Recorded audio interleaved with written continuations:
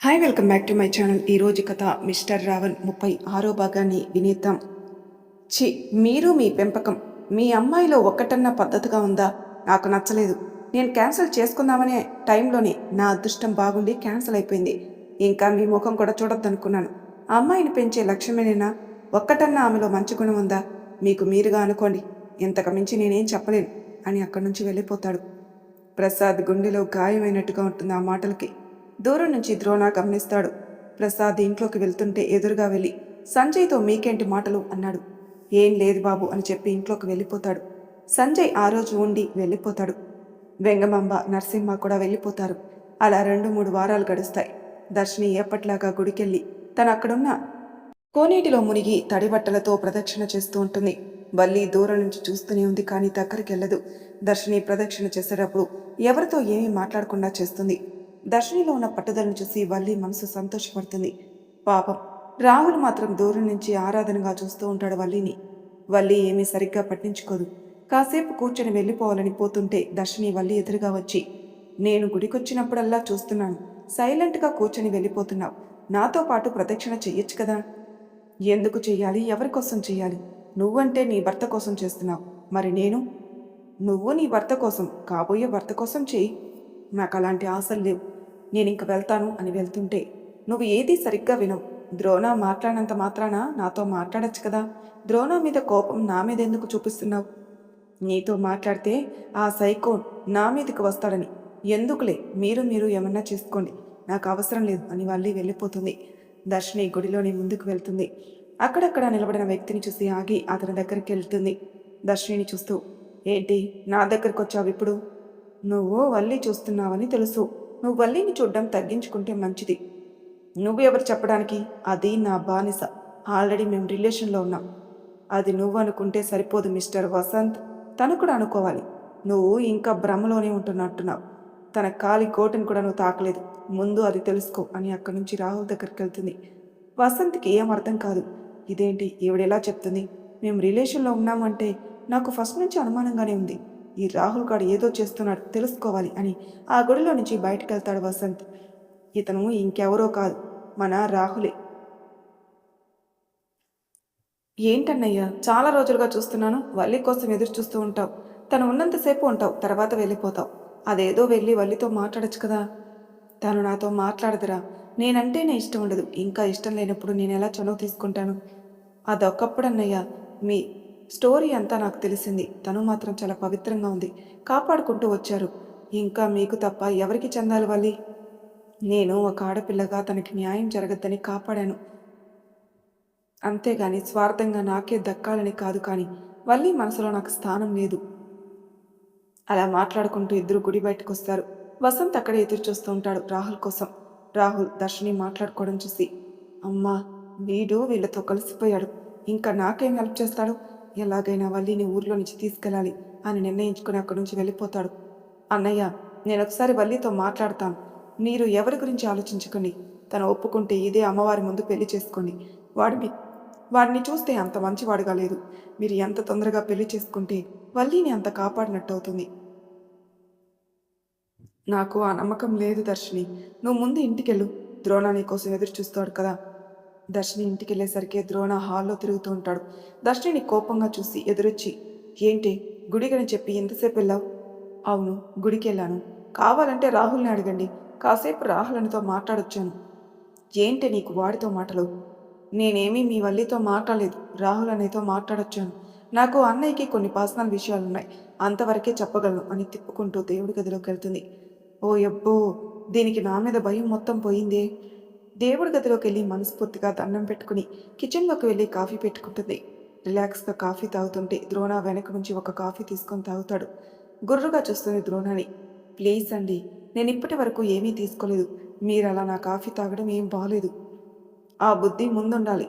నేను హాల్లోనే ఉన్నాను, కనీసం వచ్చి కాఫీ తాగుతావా అని కూడా అడగలేదు. నేను అడిగిన ప్రశ్నకి వెటకారంగా సమాధానం చెప్పి వచ్చి ఇక్కడ రిలాక్స్గా కాఫీ తాగితే ఊరుకుంటానా అని కాఫీ తాగి ఖాళీ కప్ తన చేతిలో పెట్టి గదిలోకి రా అని చెప్పేసి వెళ్ళిపోతాడు. మళ్ళీ కాఫీ పెట్టుకొని తాగి గదిలోకి వెళ్తుంటే జ్యోతి చేయి పట్టి దర్శనం తన గదిలోకి లాక్కొని వెళ్తుంది. ఎందుకు పిన్ని అలా లాక్కొచ్చారు? పిలిస్తే వచ్చేదాని కదా. ఆవిడ నవ్వుతూ, దర్శిని, నువ్వు ఎప్పుడు చూసినా బిజీగా ఉంటున్నావు. ఈ మధ్య ద్రోణ నీ వెనకాలే ఉంటున్నాడు. తనకి తెలియకుండా నీతో మాట్లాడాలి. అందుకే ఇలా లాక్కొచ్చాను.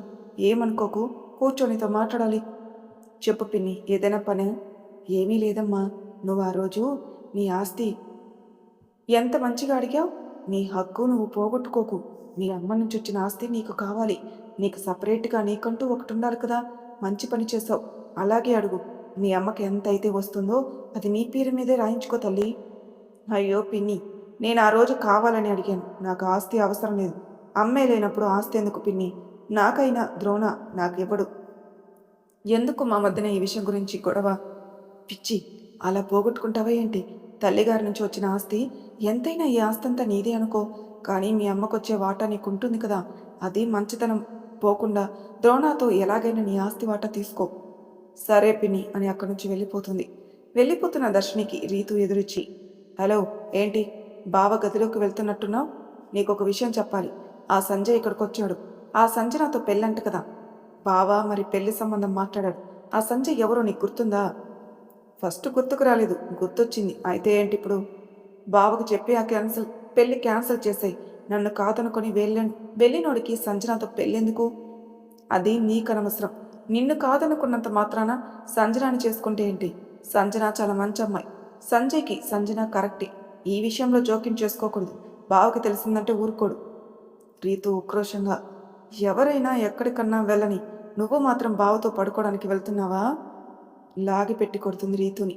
పిచ్చి పిచ్చిగా మాట్లాడుకో. ఎంతవరకు ఉండాలో అంతవరకే ఉండు. పడుకోవడం ఏంటి? భార్యాభర్తలు అన్నాక ఎన్నో పనులుంటాయి. ఒక్క పడుకోవడమేనా? తను ఏం తిన్నాడో పన్నాడో వచ్చాడా లేదా అవన్నీ చూసుకోవాల్సిన బాధ్యత నాది. మధ్యలో రాకు. వచ్చావంటే చంపేస్తాను. నేను మీ ఇంట్లో ఉండే దర్శిని కాదు అని గబగబా పైకెళ్ళి గదిలోకి వెళ్తుంది. రీతుకి ఏం అర్థం కాదు. కళ్ళు బయళ్ళు కమ్ముతున్నట్టుగా అనిపిస్తుంది. ఇది దర్శినేనా? ఇలా కొట్టిందేంటి నన్ను అని ఏదో బెదిరించి పెళ్ళి ఆపాలని చూశాని. కామాక్షి వెనక నుంచి నవ్వుతూ, మంచిగా అయిందా? బావ చేతిలోకి వచ్చాక బాగా మారిపోయింది మీ అక్క. కొంచెం తెలివి మీరు. అన్నిట్లో దోచుకో. నీ విషయం చెప్పిందనుకో, అప్పుడు వచ్చి తాట తీస్తాడు. నువ్వు మాత్రం హాయిగా ఉన్నావేంటి? మీ బావని పెళ్లి చేసుకుంటానని చెప్పి ఏకంగా మా అక్కని గదిలోకి పంపిస్తున్నావు. ఏం ప్లాన్ చేయట్లేదా? చేయడానికి ఏమున్నాయి, కానీ బావ లొంగట్లేదు కదా. మాకు కావాల్సింది ఆస్తి ఇచ్చేశాడు. ఇంకా నేను దేనికోసమైనా బావని వదిలిపెట్టను. నాకు బావ కావాల్సిందే. మరి దర్శిని ఏదైనా చేయొచ్చు కదా. తొందరపడకు రీతు. మా అత్త కూడా ఇలాగే వెళ్ళిపోయింది. ఒక బిడ్డను కన్నాక దీనికి కూడా అదే గతి పడుతుందేమో, చూస్తూ ఉండని. కామాక్షి ఎక్కడి నుంచి వెళ్ళిపోతుంది. దర్శిని గదిలోకి వెళ్ళేసరికి ద్రోణ రిలాక్స్గా పడుకొని ఉంటాడు. మెల్లగా వెళ్ళి అతని పక్కన కూర్చొని అతని నొసల మీద చేయి పెట్టి చూస్తుంది. మెల్లగా కళ్ళు తెరిచి చూస్తాడు. ద్రోణ చూసేసరికి చేయి తీసేసి, ఎందుకండి డల్లుగా ఉన్నారు? మరేం చేయాలి? నువ్వు మాట మాటకి సమాధానం ఇస్తున్నావు. కొంచెం కూడా నేనంటే రెస్పెక్ట్ లేదు. నేను ఏం తిన్నానో తాగానో కూడా చూడట్లేదు. మీ పిన్ని వాళ్ళు ఉన్నారా అని ఎక్కువ చేస్తున్నావు కదా. చచా, నేనెందుకు వాళ్ళతో పోల్చుకుంటాను? వాళ్ళు ఉంటే ఏంటి, లేకుంటే ఏంటి? నా వెనకాల అమ్మమ్మ తాతయ్య ఉన్నారు. ఇన్ని రోజులు మీ భారీగా వచ్చాననుకున్నాను, కానీ ఇది మా అమ్మ ఇల్లు. మీరే కొంచెం భయపడాలి అంటుంది. అవునా, నేను నీకు భయపడాలంటావు? అంతే అని తన మీదకి లాక్కుని తన 2 పెదాలు అందుకుంటాడు. గట్టిగా అతని భుజం మీద కొడుతూ దూరం జరగాలని చూస్తుంది. కాసేపు అయ్యాక వదిలేస్తాడు. ఇప్పుడు చెప్పవే, నేను నీకు భయపడాలా? మీరిలా టూ మచ్గా చేయొద్దు. ఇలా పెదాలన్నీ కొరికేస్తారా? చూడండి ఎలా బ్లడ్ వస్తుందో. బయటికి ఎలా వెళ్ళాలి? తన చేతితో పెదానికున్న బ్లడ్ తుడుస్తూ, ఇలాగే వెళ్ళు. ఏమైంది అంటే నేను చేసిన పని చెప్పు. మీరెంత మొరటుగా ఉంటారా? ఎవరైనా ఏమైనా అనుకుంటారు అన్నది కూడా లేదు. అలా మాట్లాడుతుంటే పండు సడన్గా గదిలోకి వచ్చి వదినా అని తన చేయి పట్టి బయటికి తీసుకెళ్తాడు. ద్రోణ అలాగే చూస్తుంటాడు. వీడేంటి నా పిల్లాన్ని లాక్కెళ్తున్నాడు? అసలు మేము ఏ పొజిషన్లో ఉన్నా కూడా చూడట్లేదు అనుకుని వాళ్ళ వెనకే బయటకు వస్తాడు. తను అలా చేయి పట్టుకుని మెట్లు దిగుతూ కనిపిస్తాడు పండు. వాళ్ళ వెనకే మెట్లు దిగుతూ వాళ్ళు ఎటు వెళ్తారా అని చూస్తున్నాడు. పండు దర్శిని చేయి పట్టుకుని తోటలో కూర్చోబెట్టి, ఏంటో వదిన, మీ పర్మిషన్ లేనిది అన్న అలా మిమ్మల్ని చేస్తుంటే ఊరుకుంటారా? అసలు దర్శినికి సిగ్గుతో తల ఉంచుకుని పండుకి ఏం చెప్పాలో అర్థం కాక మనసులో ద్రోణాన్ని తిట్టుకుంటుంది. చెప్పండి వదిన, నీకు ఇష్టం లేనిదే మిమ్మల్ని ఎలా ముద్దు పెట్టుకుంటాడు? దర్శిని నవ్వి, వదిలే పండు, నువ్వేంటి గదిలోకి వచ్చావు? నీకోసమే వచ్చాను వదిన. వచ్చి చూస్తే అన్నయ్య నిన్ను అలా చేస్తుంటే నా కోపం వచ్చింది. అందుకే నేను బయటికి లాక్కొచ్చేసాను. తను ఇబ్బందిగా నవ్వుతుంటే వెనక్కి తిరిగి చూస్తుంది. అక్కడ ద్రోణ చేతులు కట్టుకుని ఒక లుక్ ఇస్తూ కనపడతాడు. అతన్ని చూసి ఇంకా ముడుచుకుని పోతుంది దర్శిని. వదిన, ఆ అన్నయ్యని చూసి భయపడుతున్నావా? నేను నీకున్నాను, అస్సలు భయపడకు.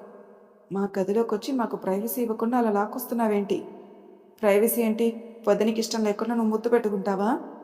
దర్శినికి ఒక లుక్ ఇచ్చి కళ్ళతోటే సైగ చేస్తాడు. ఇదంతా నీ పని అన్నట్టుగా. నా పని కాదు అని తల అడ్డంగా ఊపుతుంది.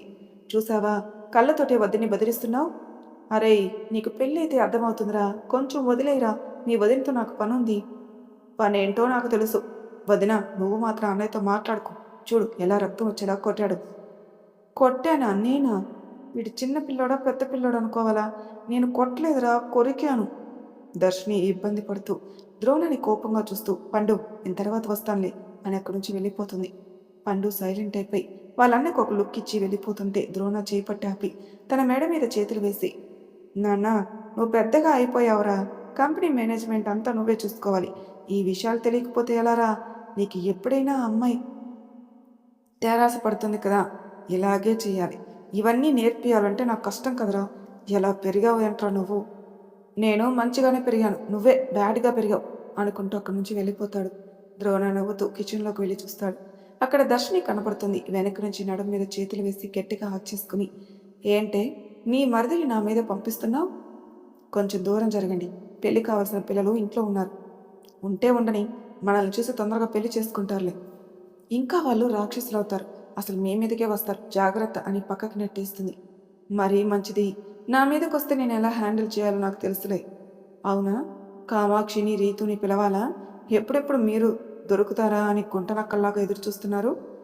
నేను వాళ్ళకి సెటిల్ అయిపోయానా? మరి నువ్వు దగ్గరికి రావట్లేదు కదా. కొంచెం దూరంగా ఉంటే మంచిది. నేను పూజ చేస్తున్నానని తెలుసు కదా, అందుకే దూరంగా ఉన్నాను. ఈ రోజుతో అయిపోతుందని చెప్పావు కదా.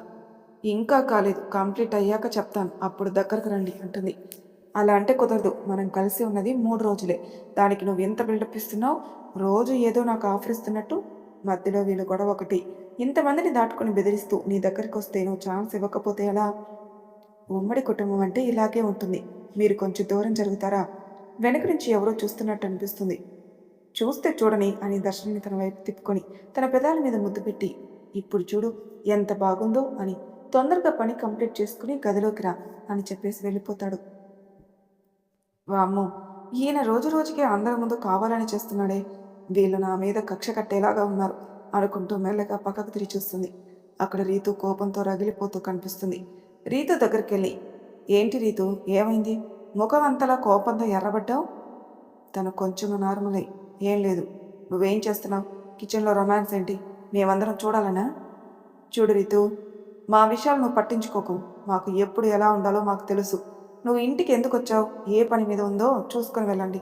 అంతేగాని ఇంకొకసారి ఇలా మాట్లాడితే ఈ దవడ కూడా పగలగొడతాను అని అక్కడి నుంచి వెళ్ళిపోతుంది. ఏంటిది, ప్రతిసారి కొట్టడానికి చేతెత్తుంది? దీనికి ఇంట్లో చాలా ధైర్యం వచ్చేసింది. ఎలాగైనా బావకు దూరం చేస్తే అప్పుడు తెలుస్తుంది దీని బాధ ఏంటో అనుకుంటూ అక్కడి నుంచి వెళ్ళిపోతుంది. దర్శిని కోపంగా గదిలోకి వెళ్తుంది. ద్రోణ ఏదో ఫోన్లో చూసుకుంటూ కనపడతాడు. తన ముందుకు వెళ్ళి ఫోన్ తీసి బెడ్ మీద విసిరి కొట్టి, అసలు మీరు ఏం చేస్తున్నారు? ఏం చేస్తానే, ఫోన్ చూసుకుంటున్నాను. మరీ వచ్చి ఫోన్ లాగేసి అడుగుతున్నావు? మీరు ఇంట్లో అన్నీ తగలబెడుతున్నారు.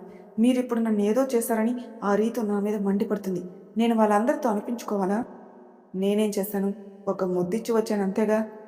మీకు అలాగే కనపడుతుంది. వయసులో ఉన్న పిల్లలున్నారు, వద్దని చెప్పాను కదా. అయితే మనిద్దరం ముసలోళ్ళమా?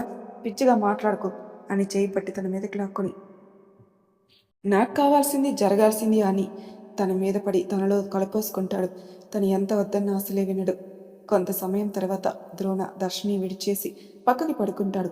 దర్శిని మెల్లగా బెడ్షీట్ కప్పుకొని లేచి బాత్రూంలోకి వెళ్ళి స్నానం చేసి వచ్చి కబోర్డ్లో ఉన్న చీర తీసుకుని కట్టుకుంటూ ఉంటే ద్రోణ లేచి చూస్తాడు. ఏమైందని మళ్ళీ స్నానం చేసి వచ్చావు? మీకు రాను రాను ఎక్కువైపోతుంది. నేను గుడికి వెళ్ళొచ్చాను. ఇలా కలవడం ఎంత తప్పో తెలుసా? నువ్వు పూజ చేసేది ఎందుకు? నేను బాగుండాలని, మన దాంపత్యం బాగుండాలని. సంసారం చేస్తే నువ్వేంటే ఏదో చేసినట్టు మాట్లాడుతున్నావు. ఇది కావాలనే కదా అమ్మవారి చుట్టూ ప్రదక్షిణ చేసి వస్తున్నావు. మన హ్యాపీనెస్ కోసమే. ఇందులో కూడా మన హ్యాపీనెస్ ఉంటుంది, అది అర్థం చేసుకో అని చెప్పేసి తన బట్టలు వేసుకుని గదిలో నుంచి బయటకు వెళ్తాడు. దర్శినికి గదిలో నుంచి బయటకు వెళ్ళాలంటే ఇబ్బందిగా అనిపిస్తుంది. ఎవరైనా ఏమైనా అడుగుతారేమో అని బయటికెళ్ళి నిద్రన మళ్ళీ గదిలోకి వచ్చి దర్శనం చూసి తన దగ్గర తీసుకొని పిచ్చిగా ఆలోచించకు. భార్యాభర్తలు అన్నాక ఎన్నో ఉంటాయి, ఎన్నో జరుగుతాయి. బయట వాళ్ళకి తెలుస్తుందా? ఆ, అంతే, వెళ్ళి వంట పని చూడు. నాకు చాలా పనులున్నాయి. అప్పటి వరకు భయంగా ఉన్న దర్శిని కొంచెం ధైర్యం తెచ్చుకుని గదిలో నుంచి బయటకు వెళ్తుంది. మెట్లు దిగుతుంటే కామాక్షి, రీతు ఇద్దరు చూస్తారు. ఇదేంటి, అప్పుడే చీర చేంజ్ చేసింది అని కామాక్షి కోపంగా వెనకొస్తున్న ద్రోణాన్ని చూస్తుంది. ద్రోణ కామాక్షిని చూసి అక్కడి నుంచి వెళ్ళిపోతాడు. దర్శిని కిచెన్లోకి వెళ్ళి వంట పని చూస్తుంటే కామాక్షి వచ్చి, ఏంటి దర్శిని, రాత్రి పగలు తేడా లేకుండా ఉంటున్నారా? అసలే కోపంగా ఉన్న దర్శిని అక్కడే స్టవ్ మీద ఉన్న వేడివేడి గరిటెలు తీసి కామాక్షి చేతిలో పెడుతుంది. అంతే, గట్టిగా కేకలు వేస్తుంది. అందరూ పరిగెత్తుకుంటూ వస్తారు. ఎంత ధైర్యం ఉంటే నా చెయ్య కాలుస్తావా? నేనేమైనా ఇంటి పని మనిషి అనుకున్నావా? నేను తప్పుగా ఏం మాట్లాడాను? నోరు ముయ్, నువ్వు ఇప్పుడు ఇంటి పని మనిషివి. మా సంసారంలోకి నువ్వెవరే మాట్లాడడానికి? మేము ఎలాగైనా ఉంటాం. ఇంకొకసారి మాట్లాడావంటే నేనే నీ అంత చూస్తాను. ఝాన్సీ దర్శిని అలా మాట్లాడుతుంటే ఆశ్చర్యంగా చూస్తూ, ఏం జరిగింది దర్శిని, ఎందుకంత కోపంగా ఉన్నావు? ఏమీ లేదు అని గదిలోకి వెళ్తుంటే ఝాన్సీ దర్శిని తీసుకొని తన గదిలోకి వెళ్తుంది. ఏమైందమ్మా?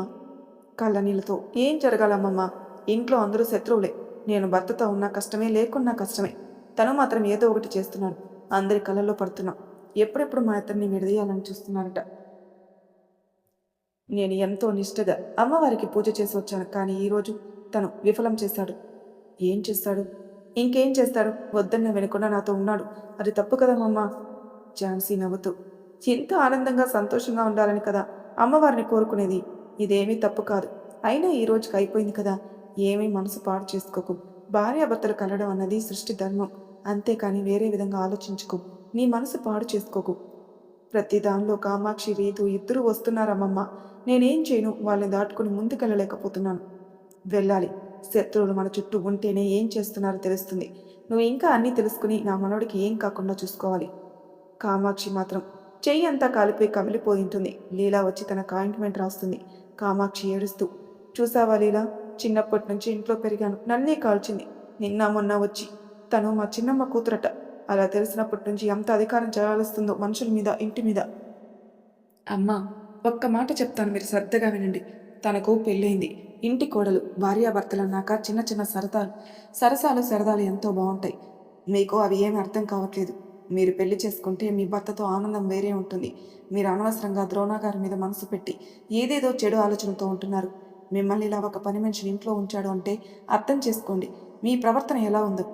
రాకుమారులాగా పెరిగారు, ఒక పని మనిషి స్టేజ్కి వచ్చారు అంటే మీరు మారాలని. అంతకు మించి ద్రోణబాబుకి ఎక్కువ కోపం లేదు. మీరు దయచేసి అర్థం చేసుకుంటే మంచిది అని చెప్పి లీలా అక్కడి నుంచి వెళ్ళిపోతుంది. మరి తర్వాయి భాగంలో ఏం జరుగుతుంది నెక్స్ట్ ఎపిసోడ్లో తెలుసుకుందాం. అంతవరకు నా ఛానల్ సబ్స్క్రైబ్ చేయని వాళ్ళు ప్లీజ్ సబ్స్క్రైబ్ చేసుకోండి. లైక్ చేసి షేర్ చేయండి. మీ అభిప్రాయాలను కామెంట్ రూపంలో తెలియజేయండి. Thank you for listening.